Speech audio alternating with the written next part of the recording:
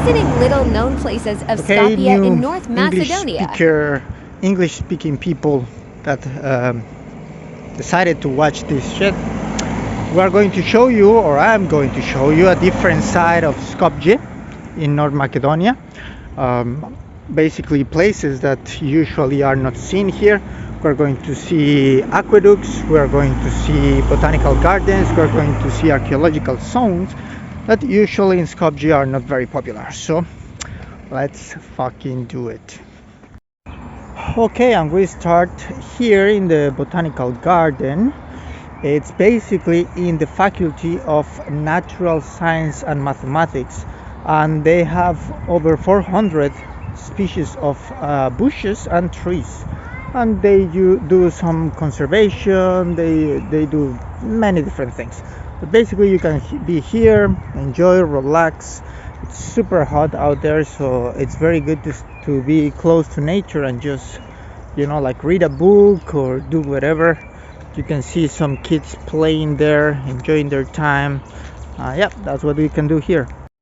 Okay, look at this tree or bush, or I don't know how to call it, but it's amazing. You go inside and basically it's very thin. It's basically all the branches going down. Really cool.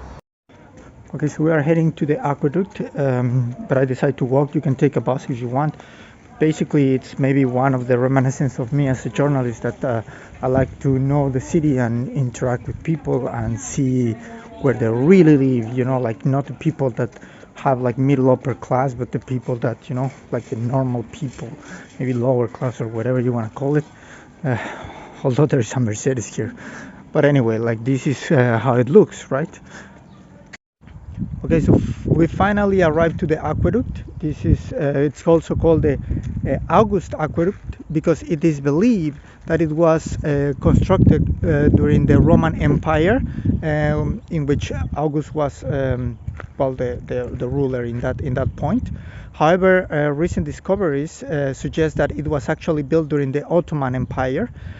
Basically, it comes through 10 kilometers away, and basically is used to, or it was used to bring water to construct the mosque and to supply the old bazaar.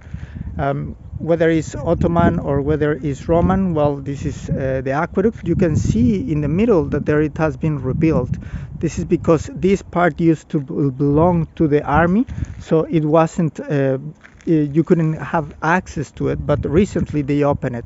But that part that is rebuilt is because during one exercise, military exercise, basically designed to learn how to blow up bridges. They blow up that part of the bridge and then they rebuild it. So yeah, this is the aqueduct. Okay, so in order to arrive to one of the places I want to show you, Skopje, an archaeological site, you literally need to follow the railways, and I don't know, it looks pretty lonely and super hot. At least from where I was, you need to follow this path. So when you travel the way I travel, and you make the choices that I do, sometimes you say like, oh my god, what the fuck I did, why I didn't just took the right path or the normal path. But then you have this view and you say like, okay, you know, like I couldn't have seen this view if I would just follow the normal path or take the bus or whatever. But then you see things like this shit, like it's a bunch of clothes just there in the middle of nowhere, and you say like, am I making the right decisions? Okay, so finally we arrived to Skopje. This is the necropolis of Skopje. You can see the tombstones there and everything.